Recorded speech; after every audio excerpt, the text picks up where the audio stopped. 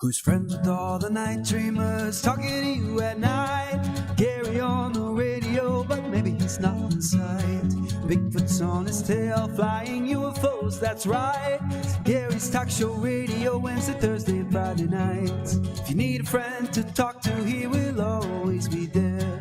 The Night Dreamers talk show will fix your despair. If you want to talk conspiracies, Night Dreamers is for you. Top secret case, alien space, it's Gary with the news. Tune in on the radio, don't let Big Brother know. They're listening to everything, even Gary's late night show. If you need a friend to talk to, he will always be there. The Night Show Dreamers talk show will fix your despair, because Gary's talking to you at night. You're listening to my friend Gary Anderson on Night Dreams Talk Radio, the best in paranormal radio. Deep in the Amazon jungle, one man. Hi, I'm Stan Gordon. Check out the Night Dreams Talk Radio with Gary the Big Guy. Yeah, let me finish.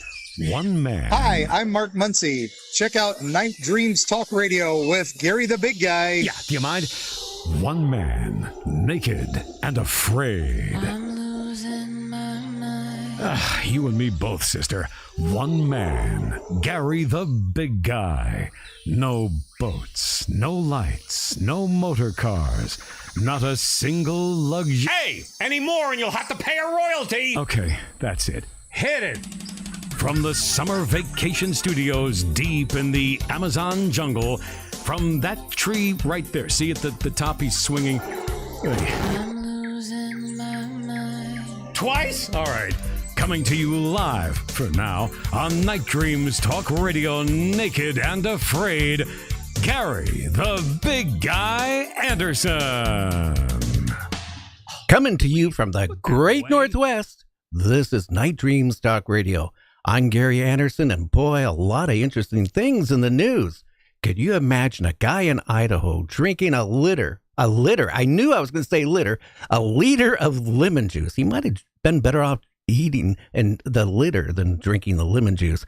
Well, he did it in 13.4 seconds, earning him, well, the potential to hold the world's record. Well, he had a nasty stomach and a trip to the ER. I wonder why, because think about that. Boy, that could actually kill you with that much. Another person, well, goes to North Carolina, stops to get a hot dog. He goes in there and gets his soda and a hot dog and goes out of there a millionaire. Only in North Carolina. It seems like more people win the lottery in North Carolina than anybody in any place. Well, an alligator had to be taken out of the old Coca-Cola plant. Because it gained over 400 pounds eating leftover from the ingredients of Coca-Cola. JC, that's a new meaning for Coke. Yeah, I tell you, that more useless for Coke. You want to gain some weight. That poor alligator couldn't have been healthy for that poor guy. Yeah, 400-pound alligator. Wow. That's a lot of Coke or whatever's in the ingredients. You know, a friend of mine, I talk about the Bigfoot guy, a medical doctor. You know, he had one of his patients worked at a bottling company where they made soda. And the guy, when he got the job, only weighed 200 pounds. And after about 2 or 3 years working in that bottling company, he was up to almost 400 pounds. Holy cow. And my friend says, wait a minute, to the guy. The guy couldn't see, well, I'm not eating that much. I skip breakfast. I have a light lunch and a light dinner. And then my friend goes, well, how many sodas do you drink a day? Oh, it's free. Well, how much? Well, I love Mountain Dew. And he would consume a couple liters of Mountain Dew. You notice I said liters, not liter. Of Mountain Dew. Yeah, you got it right. But yeah, that's a lot of Mountain Dew. How many liters? 2 liters? Yeah. Jeez, listen. They call that what do they call it, like dead calories or something? It's just, well, figure out the calories. It's a massive amount of calories. You're consuming, like 280 calories per glass. Now multiply that by drinking 2-liter bottles a couple a day. That's right. That's right. Matter of fact. Oh, by the way, when you lean over talking, we can't hear you. Oh, it's 170. I got one right here. It's 170 per 12 ounces. So yeah. Yeah. Well, how many 12 ounces go in a 2 liter? Figure that one out. Oh, you got one right there. I know what you do now. You're drinking it during the show. I do not recall. Yeah. No, I wouldn't do that. Well, we have a great show here tonight. We do. We got a great guest coming on too, and look forward to it. Listen, he's investigated some high, well-known places. Yeah, we're talking about landscaping tonight, aren't we? Yeah, landscaping and alligators. UFOs. Right. Yeah, absolutely. Okay, well, let's get some information to the listeners about our guests. So stay tuned. We'll be right back. Check out our website at www.nightdreamstalkradio.com. From best-selling author Paul Wallace, The Invasion of Eden. Did our ancestors warn us about ET invasions? And is history repeating itself in the 21st century? The standoff between the Pentagon and the U.S. Congress has exposed a dark web of secrecy surrounding UFO retrievals. The Invasion of Eden explores archaeological sites, biblical and ancestral narratives from around the world. Probing military intelligence, ancient indigenous knowledge, and sources close to prime ministers and presidents, Paul asks, what are the signs that our civilization may be on the cusp of a whole new world of ET contact? Laura Eisenhower says The Invasion of Eden is a must-read book in these most critical times. Eric von Daniken adds, Paul Wallace is a brilliant author. I have full respect for him. The Invasion of Eden, in paperback on Amazon, April 9th. For 14 years, Sam Maranto has been the state director for the Illinois MUFON. That's the Mutual UFO Network, and a certified field investigator for over 20 years. Sam has been involved in 2 major mass sighting investigations, Tinley Park and Rockford, as well as numerous other investigations throughout a period of over 10 years. His research into the UFO phenomenon started in 1964. He's also a UFO witness and had his first sighting in 1959. His latest sighting was in May 2003 in Orland Park.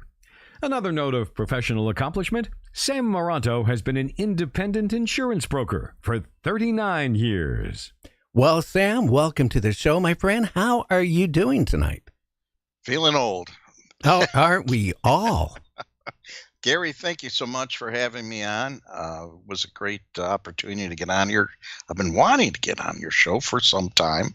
So, of course, when I received the invitation, I was very happy to say yes. You mean we didn't even have to pay you to get you on? No, isn't that remarkable? Well, I can't find anybody who'll come on for 2 cents. That's all I got left. Now, wait a minute. Now, what got you interested in UFOs, and how old were you? My first experience was in 1959. I was up in the Fox Lake region, and my aunt and uncle had taken me up to their new cottage, and they were checking to see the house was okay. It was sitting there for some time, and they had a new well drilled. So, of course, I had to see if the well was really a well, and I'm dropping things down there to see how deep it was and if there was water there. And that's when my aunt yelled at me and said to go in the backyard and, get occupied with something else. I went in the backyard, and there was the channel that goes to the lake. So I start trying to skip rocks over the water, and something flew over my right shoulder that looked like a self-luminous orb and scared the heck out of me. And while it did that, I felt an electrical shock through my whole body. It went over a fence, around a tree, and up into the sky. All of a sudden, my aunt is in front of me, actually a little bit to my left, and she's yelling at me. And I turn around and I look at her, and everything's dark all around her. And she says, well, why didn't you respond to me? I've been calling for you. And I says, I've been right here. And she goes, no, you haven't been. I've been looking for you, and I looked over here. I didn't know what transpired, and to this day, I don't know what transpired, but it scared the heck out of me. Did you have any nightmares or anything because of it? Oh, I had more than that. I had visitors that took place for some period of time up to about 1980. So I've had encounters with beings, put it that way. Well, now you just open up the, Okay, you had visitors. Now, we're not talking people down the street, are we? No.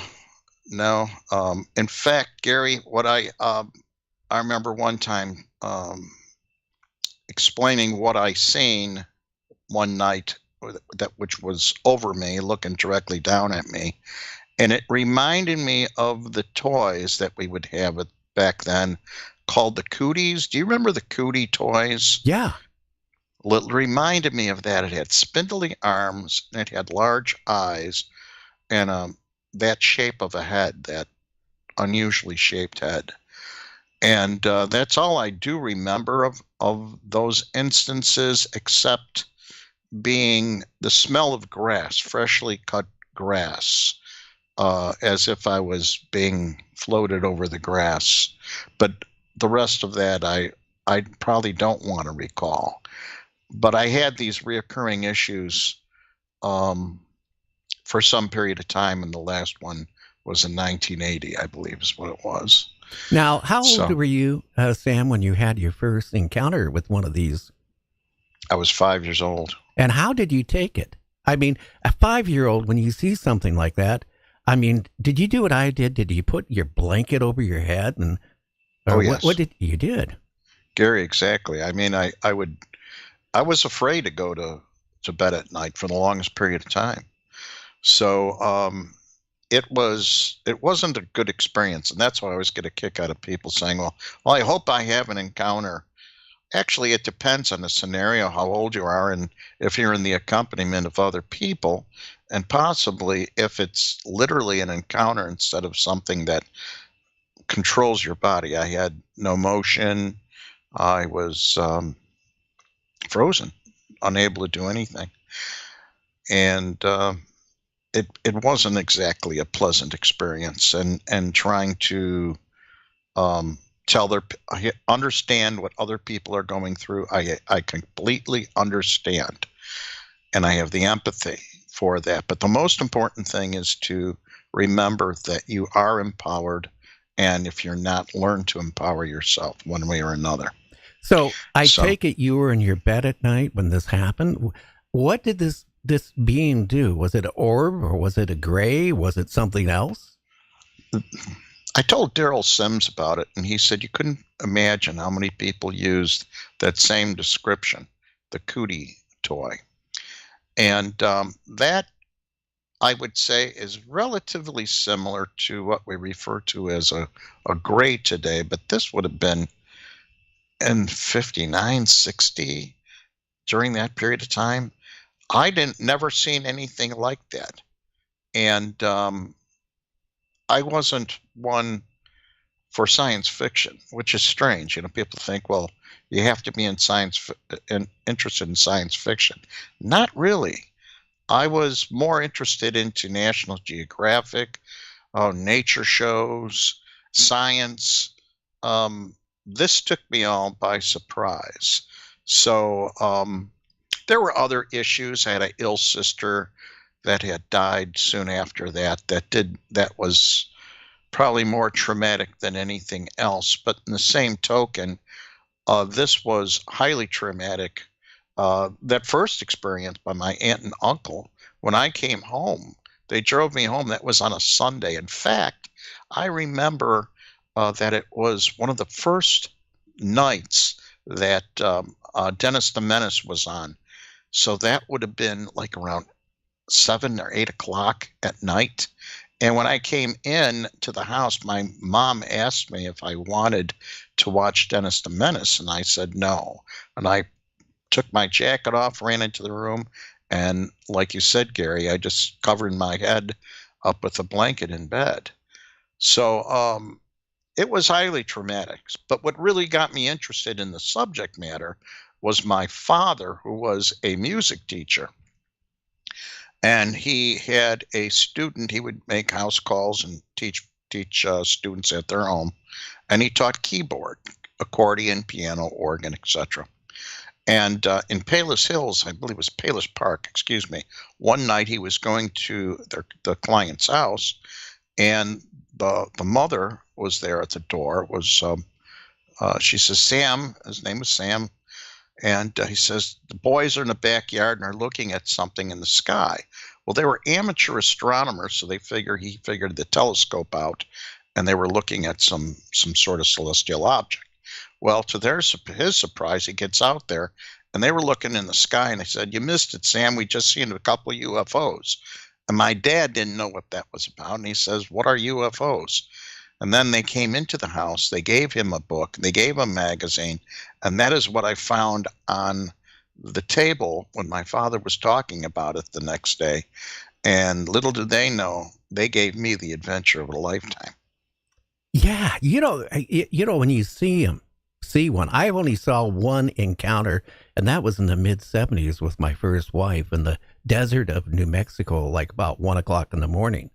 Wow. And it was rather, I didn't see the craft, but we were out in the middle of nowhere, and the whole car lit up. And I thought the first thing, because I was speeding, I figured, okay, it is a police helicopter. And then I pulled over and I got out, not a single sound. And the light was so intense. I never encountered light that bright. And then poof, it was gone. Yes. My next experience that I had was driving back home from Michigan, and it was during the Leonid shower. I pulled up into the driveway, and the neighbor kids were sitting on the porch, and I get out of the car. It was later in the day, it was later in the evening, and I had my coffee cup and garbage and all sorts of stuff all gathered together in my arms, right? And I get out and I go, what are you guys doing? They go, we're waiting for the Leonid shower. When it starts up, come over and pound on the door. I want to come out and see it. I turn around, and mind you, I'm up against the door that's open now, and directly over the school to my left, above the lights, there was a flying saucer. A UFO, the disc-shaped UFO. And it's sitting there, but it's moving up and down, much like a fluttering leaf in the wind. And that is an actually somewhat normal motion. And they were in back of me, and I didn't know that. They crept over there. They seen it. And they go and they said, what is that? And I didn't know they were there. They scared me so bad. Gary, I jumped forward, almost broke the window of the car, dropped everything all over. And I go, what do you think it is? They go, it's a UFO. I go, yeah, you're seeing a UFO. So we watched it for fractions of a minute or so. Then it made a maneuver to further to our left, but it would have been like going north. And then it shot eastward towards Lake Michigan. And the three of us were in awe. I had seen two other sightings, and the last one was, as I had mentioned, in 2003, May of 2003, and my wife was the first person to see it. We were at the intersection of 159th Street and LaGrange Road, and we were taking a right-hand turn, and she goes, what is that? And I turned to the left. She was pointing to the left. And I looked and I says, that's Walgreens drugstore. She goes, no, up in the sky. So I look under where the visor is high, in the windshield, and I'm looking up there. And sure enough, there is this monstrous orange, like the setting sun or rising sun, that reddish orange orb. But there's sparks and like discharges, electrical discharges all around it, and then oozing from the bottom were smaller orbs that would fall and then disappear. And we were watching it, and I was just amazed. And we're sitting there at the light, and then it starts moving. I go, Jewel, pay attention to it, because I had to drive. The light changed, and we started following it. Went southwest. And then it started to change colors. It went from orange to a goldish color, and then it went through the full spectrum of the rainbow till it was white, and then it went out in the distance, and it was gone in a relatively short period of time. But I was on the road following in that direction for about 7 minutes, and I swear, Gary, I didn't even blink my eyes once. My eyes were dried out. But I get home, I call the police department and the non-emergency number, and I asked them, I told them who I was and what I do, and the guy said, I asked him if there was any calls, and he says no calls came in. But later that day, just before 12 o'clock, we did get a call back, and the gentleman said, Mr. Maranto, what you saw was children with balloons. Sure. Now picture that, Gary. Children with balloons. They'd have what do they do? Have a budget from NASA or something? And I go, and I says, no. I says, who told you to tell me that? And he gets real close to the phone. He says, I can't tell you. Well, strangely enough, my other neighbor was an auxiliary police officer. And he showed up the next day unknowingly that we had seen this, knocked at the door, and told me what had happened in an adjacent police department, that they had all sorts of activity going on. And agency people, what agency, I don't know, came in taking documents as far as reports coming in pertaining to this.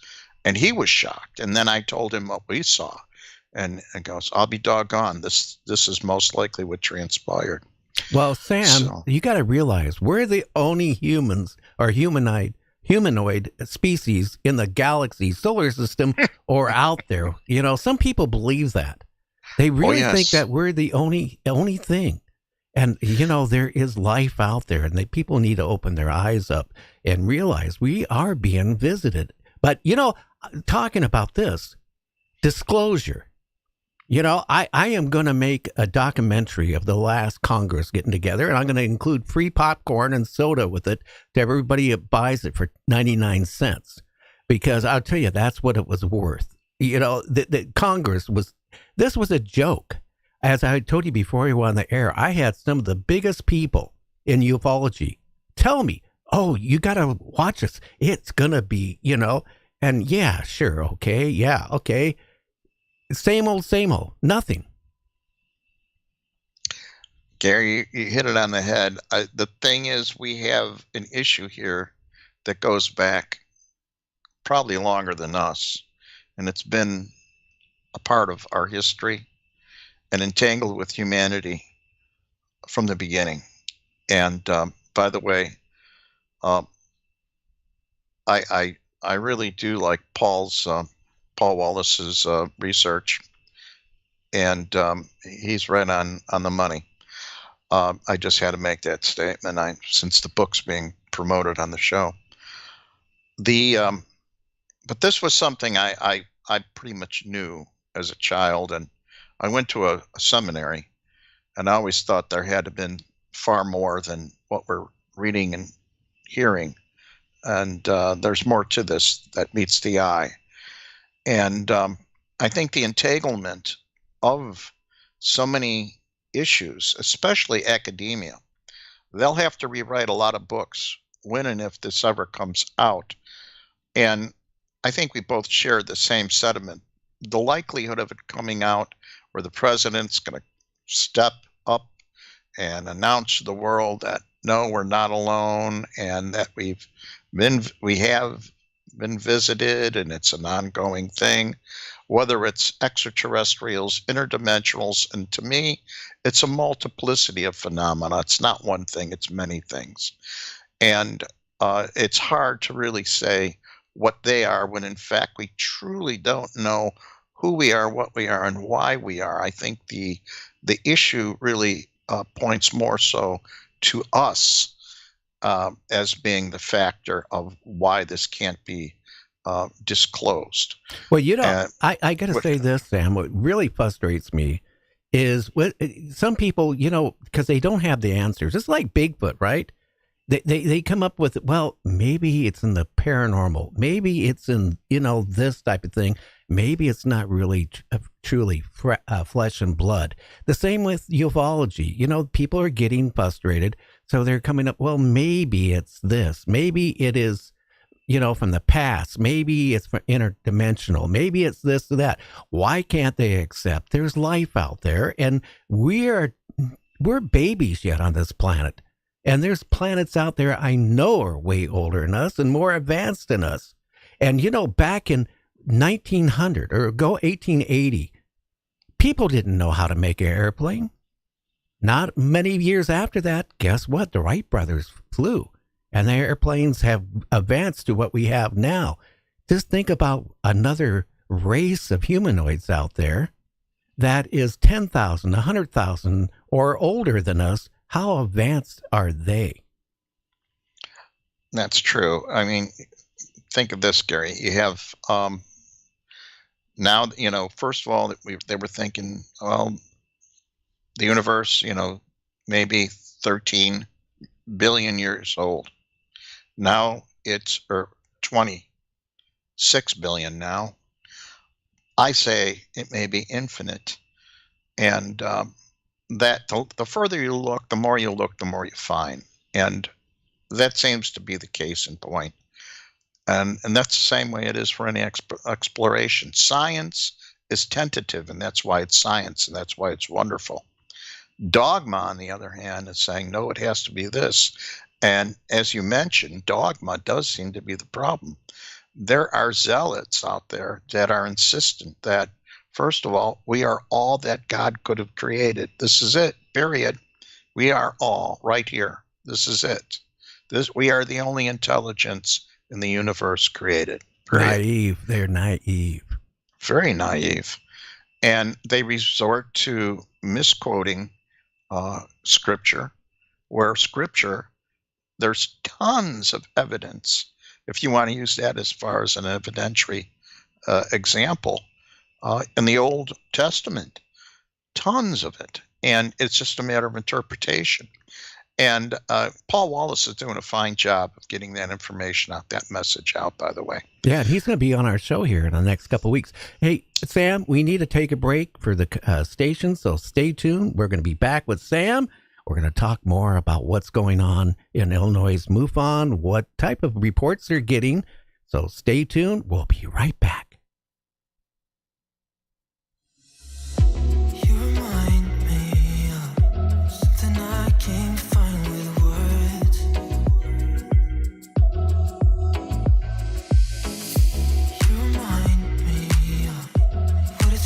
To just be heard. You remind me, you remind me of, yeah.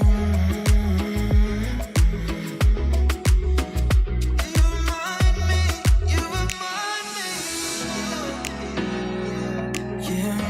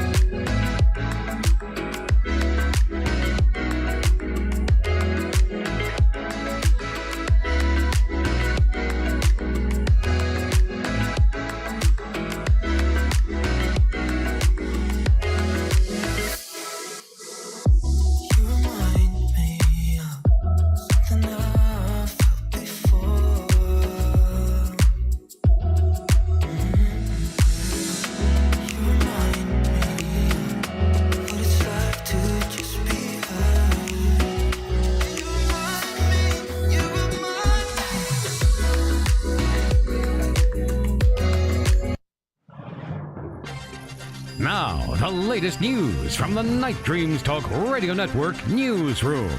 I'm Guy Ticker. In the 1980s and 90s, the Hudson Valley had one of the biggest clusters of UFO reports in history. In the 1990s, sightings centered around the town of Pine Bush.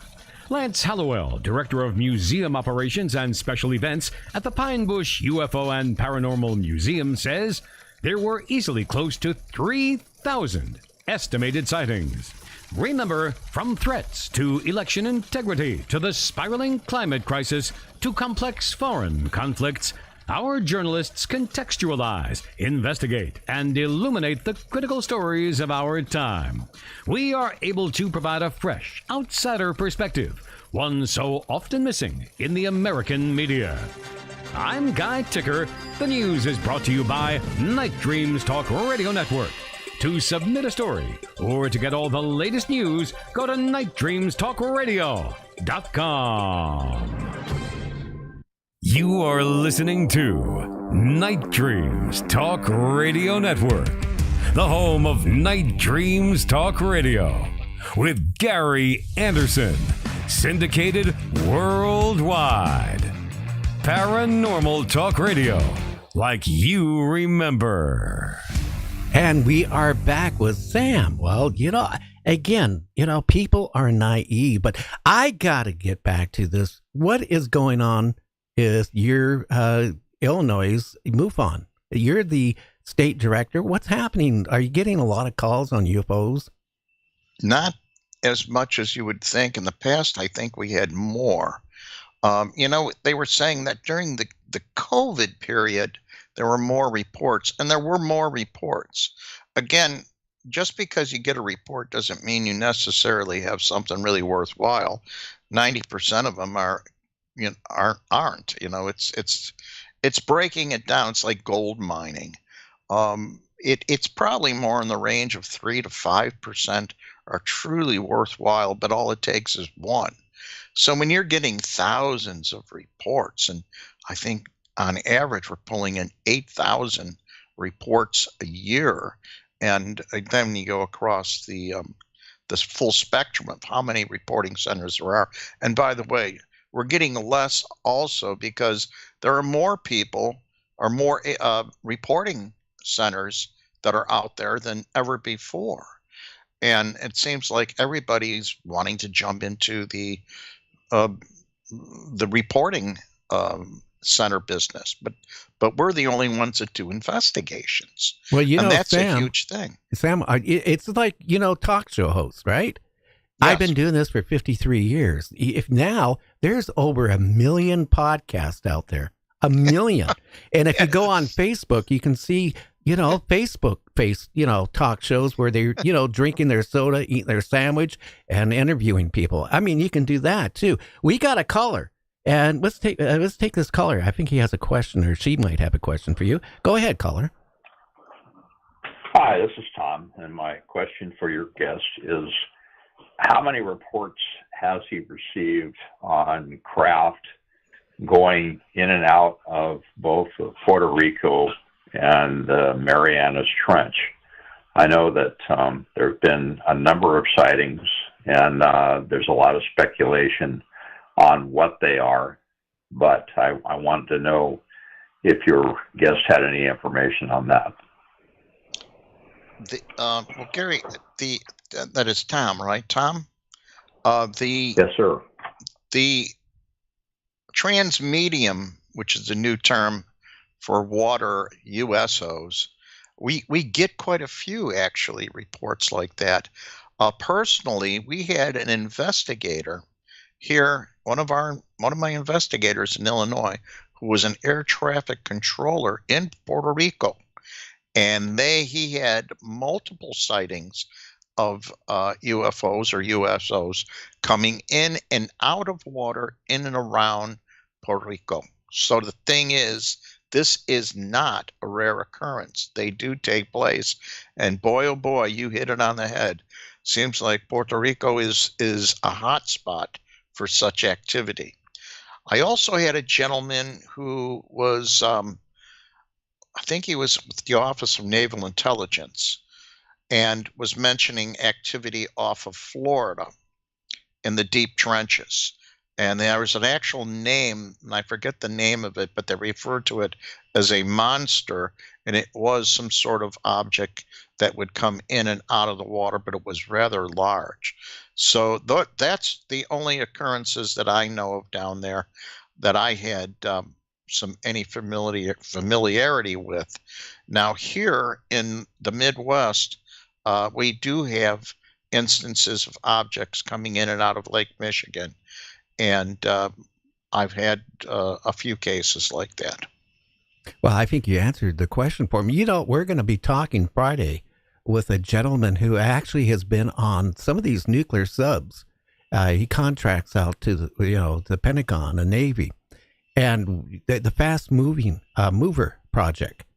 And just last week in the news, a retired admiral came out and was talking about these fast movers out of the ocean.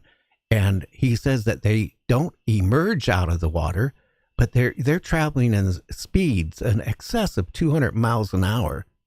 And they have been clocked by, numerous sonar on subs, aircraft carriers, you name it, and been monitoring these things.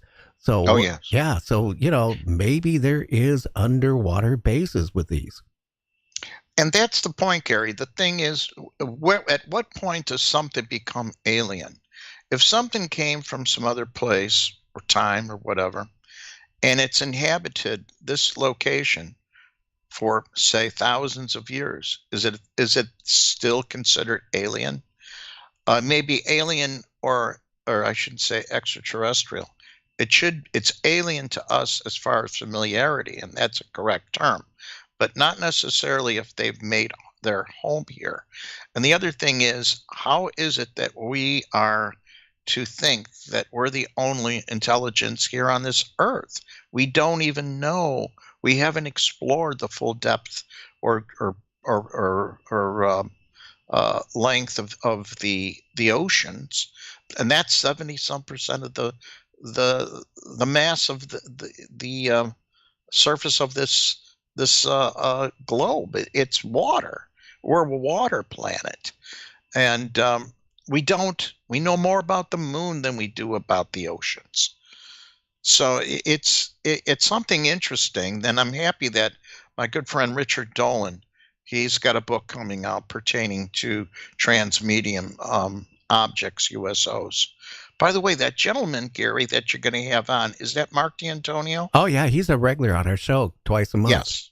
Yeah, I know Mark very well. Yeah. Yes. Yeah, and have you ever talked to him about what happened when he was on that sub? I've listened to his scenarios of the story quite a few times on the radio. Usually when we get together, we talk about many different things. He's on there's 6 of us on the photographic analysis team. And of course, he's on the photographic analysis team. So we do get a chance to talk to each other now and then. Yeah. It's going to be interesting because that's what we're going to be talking about, these underwater movers on Friday. And, again, we're naive. Yes. Back years ago, about 4 years ago, I had the author who wrote about that UFO crash in Texas that took out the water tower. Oh, the windmill? Yeah. It's actually called a windlass. They call it a windlass. Aurora? Judge Proctor's windlass. It was on April the 17th, 1897. Well, we were talking about that. That happened in, Aurora, Texas? Aurora, yep. Yeah. And his father was a police dispatcher in the Midwest. And while he was doing his shift, at night, the small community, they only had a few police officers, so they'd go home at night pretty much. And all of a sudden, he got a phone call that a UFO landed in a parking lot at the hospital. Oh, yeah. So he got the officers out there. They went to investigate it, and there was no UFO, but in the parking lot, there was a round circle. The asphalt was still smoking where it was melted. And it was like, mercury droplets everywhere. And, it was rather interesting. So they put the banners around there for nobody could go in there. And by morning, they went to check it out in daylight. It was blacktopped during the night. Oh, yeah. Yep. But the interesting thing about 30, 40 miles away, there was a lake, and people were walking around the lake, and they got reports of a giant UFO. It came out of that lake.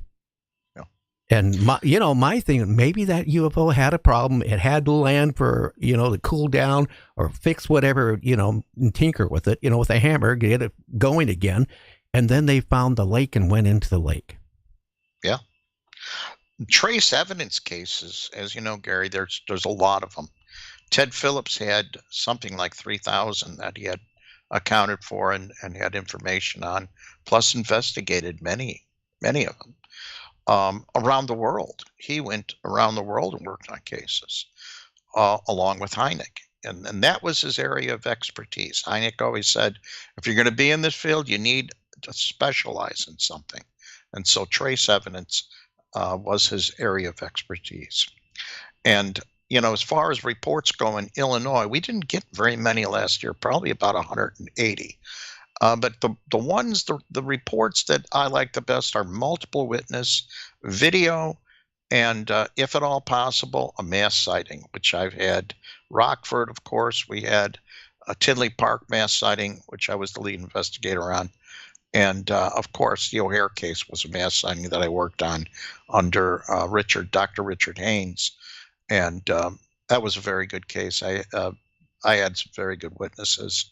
The Southern Illinois case is one that really most people know about from Illinois with the police officers. That very well may have been close to being a mass sighting. It was in multiple jurisdictions, and from Highland, Dupo, Millstap, Scotts Air Force Base. I finally got a report from the officer who was on the police officer who was at the desk. Sergeant at the desk that night, and I finally got a report from him, which is very interesting. So they did see it, but he didn't file it as being in the log, and so there were people that seen it over at Scotts Air Force Base. But we had, mass sightings are just wonderful because you have, as you know, you cut across a demographic of a community and you get various perspectives. Everybody has their own cultural lens and lexicon. So when you have somebody look at the same object from various vantage points, perspectives, and of course, inference, which I prefer not to have, just give me the details, like Joe Friday, right? But the thing is, you start to get a better idea of what you're actually looking at or what they saw. Now with video, and that's what we're getting more and more of, is video reports. We are getting some interesting cases, but not as many as you would expect. Well, we had better stuff before. I'll be honest with you, Sam. A lot of people send me videos. I get so many pictures and videos, I could make a full-length movie from them if I just put them end to end. But, here's the thing that really frustrates me. There's people, like a guy in Las Vegas, for example, who claims, and he has a cult following, that he can go out any night and capture UFOs flying around the hills of Las Vegas. And yes, I remember he was, as I recall, he was able to call them or something. Is that correct, Gary? Yeah, but here's what I did. Okay, I had him on the show, and I've been an avid photographer since I was a little kid. Besides doing what I do here, and it didn't compute what I was seeing. So I called up the international airport and I asked them. I said, "Do you have any reports of UFOs?" They said no. So they connected me with the Air Force Base. I talked to them and they said, no, but here's the number of the, for the nuclear, where you can find out. So I called them. The person took a lot of time with me and explained, we detonated a lot of nuclear weapons not far from there, back in the 50s and the 60s. And what we're doing is we're sending helicopters out and they're going around that whole area on a regular basis looking for radiation coming through the groundwater. Now I started thinking, okay, so I then opened up some of his images with some software I have, and the lights I was seeing is the same lights that you have to have on aircraft. the colors and all that. And then Yes. I really then started with my software looking at it closely. It was clearly helicopters. And that's what she said, that they send the helicopters out at dusk, and they go around, and what they're doing is they come and hover and look for radiation, and then they move on. Here's the thing. I've been on a lot of helicopters in my life. When they hover, and then when they go to move, they dip and then come up. And that's what I was seeing on every one of his UFOs. Yes. Yeah, the funny thing is, there are so many people, and it's not necessarily hoaxy, it's just misidentification. We get so many misidentifications, of course, now with SpaceX and Starlink. My gosh. I think I had 35 in 1 week come in, but I know it was maybe more than that. The bottom line is there's so many things in the air, drones, and people. The other thing is predisposition. So when people realize there is this much activity going on and this is a real topic, sometimes they are predisposed to that, especially if they watch a lot of programs. And I'm not saying that is a bad thing. It is something you have to watch for when it comes to being predisposed to jump to a conclusion. The other thing is, especially when people have say encounters experiences, once they have an encounter and they experience PTSD, they are going to have episodes of just being hypervigilant. And this is a problem that we've had, or at least I've experienced, on very good cases. I had a case up in Wisconsin where these people were obviously having horrible experiences with many different types of phenomena, all associated with UFOs, which they had on video and photographs, multiple witnesses, physical trace evidence, on and on. It's a great case. But at some point, they became hypervigilant. And I told them, at some point, you will learn to hate me. And the reason being is because I'm looking to filter out the message from the noise. And there's going to be a lot of noise. And they were sending me photographs, and they were saying, oh, no, this is that. No, it's a picture of your house or the barn, and there's the light on the house. I'd spend 3 hours doing enhancements, and only to find out, no. So they were getting hypervigilant, and they finally realized that was the case in point. In fact, one photo they sent me, the guy said, I think they're showing pornographic images out in the field, like they had a big TV. And I'm like, what? I go, show me that picture. He sends it to me. I go, no, it's a reflection from your television. Well, we know what he watches then, don't we? It's like, come on. It was the Packers. Oh, I thought he was watching pornographic on his TV, and they got the reflection that way, But, people want to see it so bad. Here's the other one. An aircraft is flying. Let's say a jumbo jet is flying, and it's night, and you see the lights, landing lights. But, it's coming directly at you, but then it has to make it turn to make the approach for the airport. So it turns, and all of a sudden, that bright light was coming towards you. Now it's gone. Oh my God, it was a UFO. Yeah. And unfortunately, Gary, that seems to be the case. Those distant lights that disappear, that are bright and then all of a sudden gone, what they need to do is take a peek at Flight Tracker radar, Flight Tracker 24, and see what time it was, and see if they could correlate it to see with if it's any flights coming in. And living in where I live here in Illinois, we have numerous major airports. Midway, we have O'Hare, Gary, Lansing. There's a number of them. Plus, at high altitude, we have a lot of traffic. But comes a Friday, and when you're having a bunch of planes come in, and they're stacked, all of a sudden we have UFOs out there, and all it is stacked planes on approach. Now, do you get many people ever calling and say, I've been abducted? They took me aboard across on their ship. They did Yes. all these experiments on me. Do you get any of those calls? Yes. I've had, in fact, one gentleman called me up 800 times, and I knew he had other issues, and then he started threatening my life, and he did that 800 times. It gets to be awful. That there are people out there who have genuine issues that may not be at all associated with the phenomena. So we have what's called the ERT group, and they're very good at handling and sorting out what may be nonsensical or a serious other issue that may need mental, health direction, as far as some psychiatric evaluations or whatever.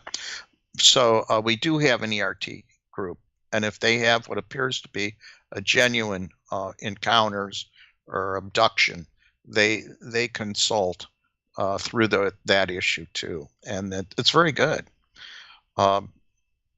Dr. George Medich is in charge of that, and does a very good job.